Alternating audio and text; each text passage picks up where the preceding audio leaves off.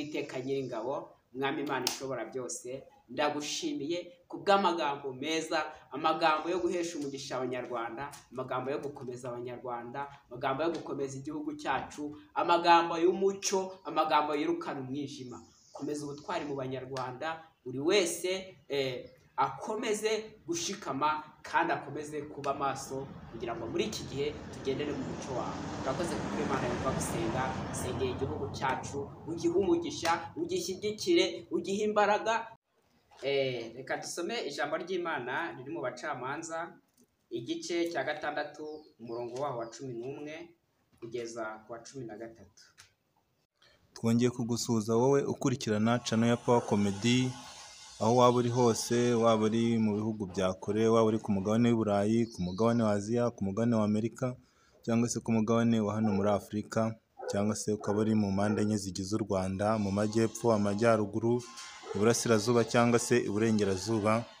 Twongeye kugusuhuza tunagushimira kubw'ibyiza watugejejeho, kubwo views waduhaye, ukaduha subscribe.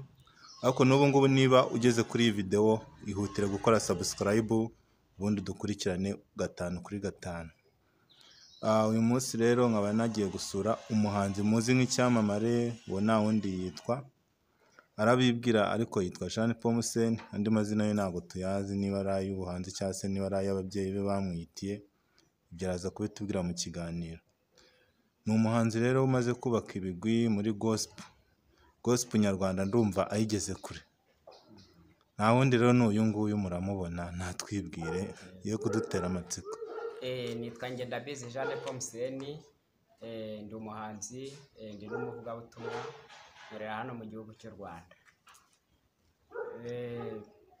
Muri iyi minsi umurimo w'Imana uracyakomeje, ariko turi kuwukora mu bihe bigoye kandi bitoroshye. Iki gihe muri iyi minsi Imana irasaba abantu gukanguka bakaba maso. Abanyarwanda dukwiriye gukanguka tukaba maso, isi yose iki ni igihe cyo gukanguka ikaba maso, kuko igihe turi mu bihe bigoye kandi bikomeye biba bisaba ko abantu baba maso. Niba mubyibuka neza, Yesu yabwiye intumwa ze ngo mube maso kugira ngo mubashe guhagarara muri ibihe bikomeye bari bagezemo. Ibi bihe ni ibihe byo kuba maso. Ikintu kimbabaza gikomeye ni uko abanyarwanda benshi tugisinziriye, abanyarwanda benshi turacyasinziriye, kandi nyamara iki ni igihe cyo kuba maso. Abantu ntabwo bakiri maso rwose, kandi iki ni igihe cyo kugira ngo abanyarwanda bakanguke noneho babe maso. Uzanabigenzure neza, abantu benshi bakunda gusenga basinziriye, kandi ubundi twakagombye kuba maso. Buriya iyo usinziriye ibyawe baraza bakabitwara ureba. Iyo usinziriye ntabwo umenya iyo ujya. Iyo usinziriye ibyo ukora ntubimenya, ntumenye icyo usaba. Iyo usinziriye ntumenye icyo ubura. Iyo usinziriye ntumenye iyo ujya. Nicyo gituma abanyarwanda b'iki gihe, muri iki gihe cya none, dukwiriye kuba maso kugira ngo dukomeze urugendo neza. Buriya ntushobora kumenya ibyo ukeneye neza utari maso. Ntushobora kumenya iby'urugendo rwawe utari maso. Ntushobora kumenya icyo ugomba gukora utari maso. Ingorane zo kuba abantu basinziriye rwose muri iki gihe ziragoye cyane. Ubu biradusaba ko abanyarwanda dukanguka kugira ngo tumenye iby'uru rugendo tubashe gukomeza. Ntabwo ushobora kuzatera imbere utabaye maso. Ntushobora kugaruza ibyawe wanyazwe utabaye maso. Ntushobora kurwana intambara zo mu buryo bw'umubiri utabaye maso. Ntushobora no kurwana intambara zo mu buryo bw'umwuka utabaye maso. Iki gihe rero cyo gukanguka kugira ngo tugende turi maso nicyo cyangombwa mu buzima, kuko nituramuka tutabaye maso ntaho tuzava, nta naho tuzagera. Inagiye tumusanga abantu benshi aho bari ariho basinziriye, bityo na Satani akishima. Kubera iki? Niba yaguhumishije amaso ukaba utazabona uko utera intambwe, ukaba utazabona uko uzagenda, ukaba utazabasha gukora kuko usinziriye, ibyo binejeje Satani. Ariko iyo ukangutse amaso agahumuka, ibintu byawe byose wateganyaga uko biri ubikora ku murongo kandi ukabikora mu buryo bukwiriye. ikiriho ni igihe cyo kumuha amaso byanze bikunze, kuko kugira ngo tuzagere aho tugera byanze bikunze, uzagera ahagera nuko azaba yabaye maso, uzagira icyo abasha gukora gifatika nuko azaba yabaye maso. Ni ubwo buryo dukeneye kubaho bwo muri iki gihe. Ubu muri iki gihe kubera ibihe byinshi by'amateka mabi tuba dufite, byanze bikunze birasaba ko buri muntu wese ahaguruka akangutse ari maso adasinziriye, kuko usinziriye we ntaho azagera. Umuntu utazaba amaso mu byo akora byose ntaho azagera. Icyiza dufite muri iyi minsi ni uko dufite ubuyobozi bukangutse. Ubuyobozi bwe abantu bize, abantu batuyobora barakangutse, icyerekezo bagomba kuganamo, icyerekezo bagomba kuganishamo igihugu barakizi, barakangutse. Ariko twebwe iyo ureba abanyarwanda, kubera amateka cyangwa se kubera ibihe bibi twabayemo, kubera uburyo twabayeho, usanga tugifite gusinzira gukabije. Nicyo gituma aho kugira ngo tubone ibyo twakagombye gukora, ahubwo naho twaba turi gusenga ariko tuba dusinziriye, uba usanga ibintu byacu nta hantu bishobora kuzatugeza.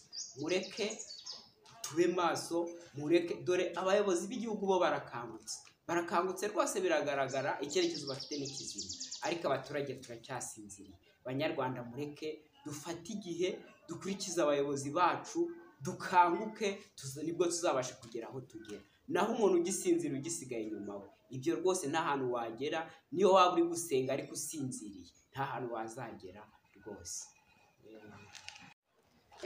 Reka dusome ijambo ry'Imana riri mu Bacamanza igice cya 6 umurongo waho wa 11 kugeza ku wa 13. Nuko marayika w'Uwiteka araza yicara munsi y'igiti cy'umwera cyari muri Ofra kwa Yoasi w'Umubiyezeri, umuhungu we Gideyoni yasekuraga ingano mu muvure bengeragamo vino ngo azihishe Abamidiyani. Marayika w'Uwiteka aramumonekera aramubwira ati, Uwiteka ari kumwe nawe, wa munyembaraga we, ugira ubutwari. Amen. Iki ni igihe abacamanza bari barazengerejwe n'Abamidiyani. Abamidiyani bari barangirije Abisiraheli cyane, ku buryo byari ibintu bikomeye. Bari babayeho n'Abisiraheli ku buryo bari barazengerejwe n'Abamidiyani ku buryo bukomeye cyane. Imana yitegereje Abisiraheli, isanga Abisiraheli igihe cyo gutabarwa kwabo kirageze. Abisiraheli bibazaga uburyo kibazatabarwa, ariko bakabona nta nzira n'imwe ihari, kuko Abamidiyani bari barabakandamije ku buryo bushoboka bwose. Noneho Imana yo yumvishe gutaka kw'Abisiraheli, irebye akarengane babamo, ihita igambirira kubatabara.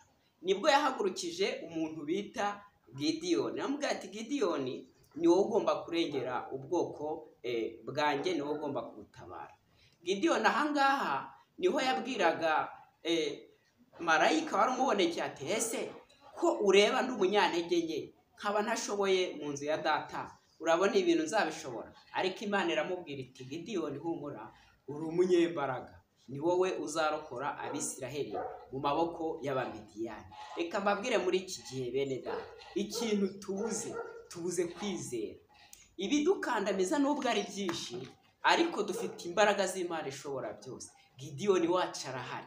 Sinzi igituma abantu badakanguka ngo babone ko Gideyoni ahari.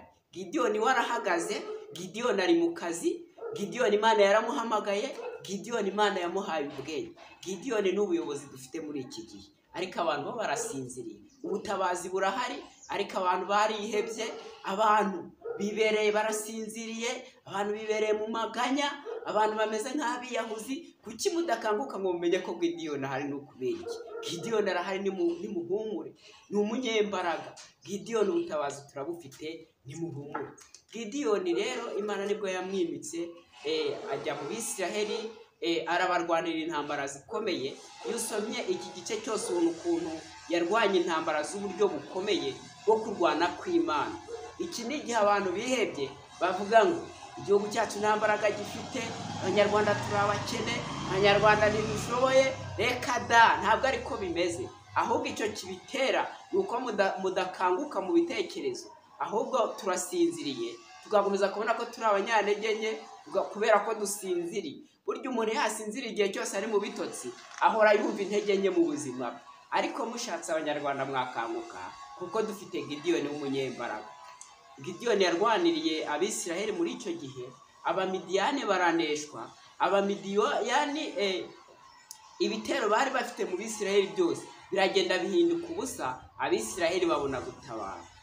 Abanyarwanda muri iki gihe ni igihe cyo gukanguka, tukarwana intambara nziza, tugahagarara gitwari, tukabera amaso ubuzima bwacu, tukabera amaso imibereho yacu, kuko si twe tuzaheranwa n'agahinda, si twe tuzahora mu bibazo. Sinzi niba mubibona, ubutabazi burahari bw'Imana, kandi Imana yadusezeranyije gutabara, kandi Imana yadusezeranyije ibintu bikomeye. Ariko ko mudakanguka ngo turwane intambara nziza, mukakomeza gusinzira, murabona byatugeza hehe? Umunyarwanda ndababwira ngo nimukanguke, mwere gusinzira. Buri wese abe maso mu murimo we, buri wese abe maso mu byo ukora, dukunde igihugu cyacu, tubere maso igihugu cyacu. Gideyoni arahari wo gutabara igihugu cyacu, izina ry'Imana rihabwa icyubahiro. Mukomeze mushikame, turwane intambara nziza. Gusa ndababwira ngo ikintu cyo gusinzira ntabwo cyakagombye kuba muri twebwe muri iki gihe. Imbaraga zo gusinzira muzikure, murangamire icyerekezo turimo, kuko ubuyobozi bwo ndahamya ko bukangutse. Ariko yaba mu misengere yacu turacyasinziriye, mu mikorere yacu turacyasinziriye. Ikosa abanyarwanda dufite mureke turikosore. Ibintu byo gusinzira mubivemo, ibintu byo kudamarara, ibintu by'ubwirasi, ibintu by'ubwibone, ahubwo buri wese akangukire icyo gahunda z'igihugu cyacu zimusaba, kugira ngo tubashe kurwana intambara nziza, tuzagera aho tugera, kandi Imana izabidushoboza. Nimuhumure, ubutabazi Imana yarabutwemereye. Nimuhumure, ibyo ndabihanura, ibyo ndabivuga, ibyo ni ibyo mugomba kubona niba mukangutse. Ni umuntu wese wakangutse ibyo binagomba kuba bibona nk'uko ndi kubibona ubu ngubu, cyangwa se nk'uko ubuyobozi bw'igihugu bibona ubu ngubu. Twese dufatanyirize hamwe, tuzagera aho tugera. Imana yacu ihabwa icyubahiro. Uwiteka Nyiringabo, Mwami Imana ishobora byose, ndagushimiye kubw'amagambo meza, amagambo yo guhesha umugisha abanyarwanda, amagambo yo gukomeza abanyarwanda, amagambo yo gukomeza igihugu cyacu, amagambo y'umucyo, amagambo yirukana umwijima. Komeza ubutwari mu banyarwanda, buri wese akomeze gushikama, kandi akomeze kuba maso, kugira ngo muri iki gihe tugendere mu muco wawe. Urakoze kuko Imana yumva gusenga, sengera igihugu cyacu, ugihe umugisha, ugishyigikire, ugihe imbaraga, kirwane intambara nziza, maze tuzatarukana isinzi ku bwawe, tuzabashe gushimbaza izina ryawe. Urakoze kuko Imana yumva gusenga, byamaje mu izina rya Yesu Kristo Umwami wacu. Amen.